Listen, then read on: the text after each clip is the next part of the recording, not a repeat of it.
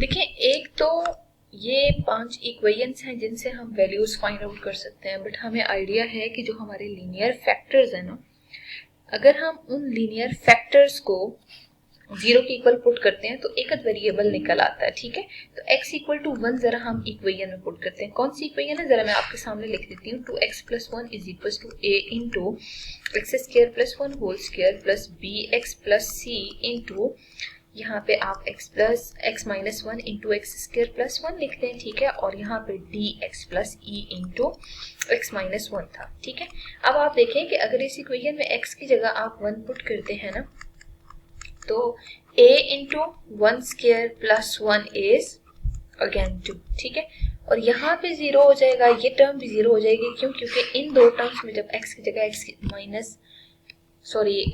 Minus 1 में x की जगह जब आप 1 पुट करेंगे तो 1 माइनस 1 इज 0। ठीक है, तो अगले दोनों टर्म्स को आप डायरेक्ट 0 लिख सकते हैं।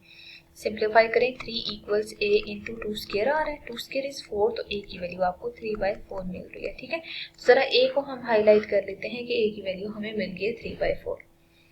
अब हम देखते हैं कि हमें नेक्स्ट वर्किंग क्या करनी चाहिए। देखिए, हमें यहाँ पे आइडिया है a प्लस बी 0 के इक्वल है। ठीक है, तो अब हम ऐसा करते हैं, यहाँ पे कंसीडर कर लेते हैं। मैं यहाँ इसी वजह से कंसीडर कर रही हूँ ताकि हमारे सामने सोल्यूशन मौजूद हो, हम इजीली कर सकें। ठीक है, नाउ फ्रॉम 1, अब जरा 1 से देखें तो a प्लस बी 0 के इक्वल है। अगर a प्लस बी 0 है तो आप ऐसा करें, a की जगह a की वैल्यू पुट करें, तो यहाँ से b को अगर आप फाइंड आउट करते हैं ना, तो b की वैल्यू 3/4 आ जाएगी। जरा इसको हाईलाइट कर दें। ठीक है, अब हम क्या करेंगे, नाउ सेम देखिए, नेक्स्ट इक्वेशन है माइनस बी प्लस सी इक्वल्स 0। तो माइनस बी प्लस सी इक्वल्स 0 में अगर आप b की जगह b की वैल्यू पुट करते हैं 3/4, तो यहाँ से आप देख सकते हैं c की वैल्यू आपको मिल जाएगी। c की वैल्यू भी 3/4 आ रही। ठीक है, तो पहली 3 वैल्यूज निकाल चुके हैं। अब हमें डी ई की वैल्यू चाहिए। तो ये देखिए, इस इक्वेशन में डी आ रहा है ना, तो आप ऐसा करें कि जो एक्स स्क्वायर के कोफिशिएंट्स है ना, जैसे यहाँ पे लिखते हैं फ्रॉम 2।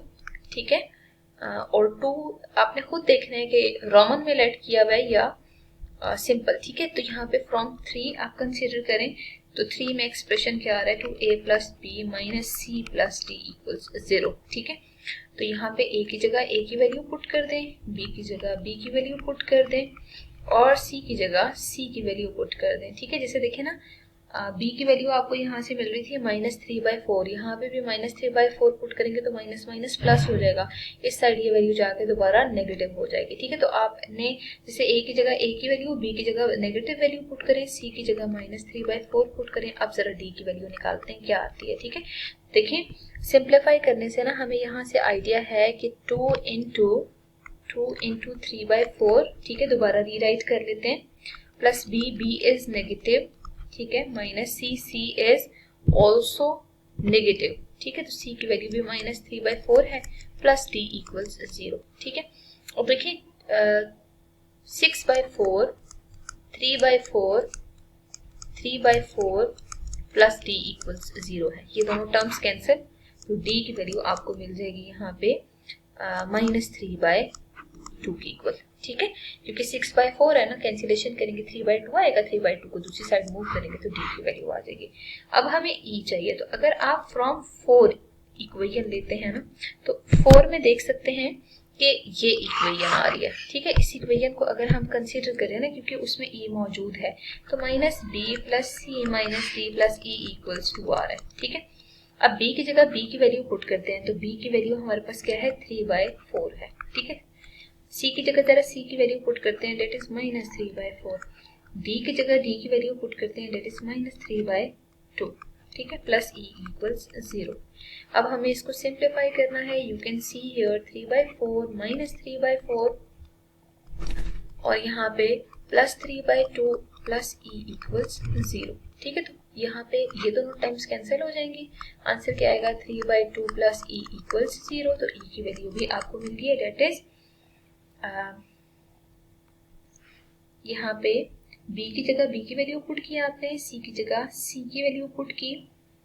ठीक है, और d की जगह d की वैल्यू 3/2 पुट की, तो ये आंसर 2 के इक्वल था ना। ठीक है, यहाँ पे 2 है, तो आप जब इस टर्म को मूव करेंगे तो 2 - 3/2 आएगा। जब आप इन दोनों को सिंप्लीफाई करेंगे तो 4 - 3/2 आ रहा है, मजीद सिंप्लीफिकेशन के बाद आंसर आपके पास 1/2 आ रहा है। ठीक है, ये तो थी सिंपल वर्किंग।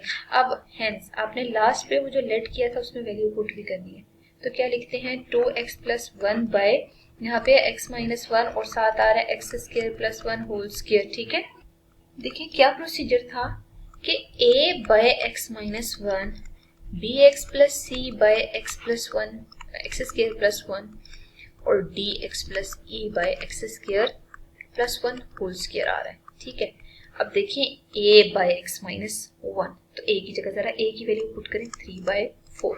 ठीक है, फिर b की जगह b की वैल्यू पुट करें -3/4 और c की जगह c की वैल्यू पुट करें 3/4 और यहाँ पे x² + 1 लिख लें। ठीक है, d की जगह d की वैल्यू पुट करें -3/2। ठीक है, ये सारी वैल्यूज मैंने नोट की हैं जो आपने पहले ये फाइंड आउट किए हैं। ठीक है, ये हमने हाईलाइट की है ना इस प्रीवियस स्लाइड में। एज इट इज मैंने उन वैल्यूज को यहाँ पुट किया है, तो देखिए डिनोमिनेटर्स शिफ्ट हो जाएंगे डिनोमिनेटर में, तो यहाँ पे भी आप देख सकते हैं -3x।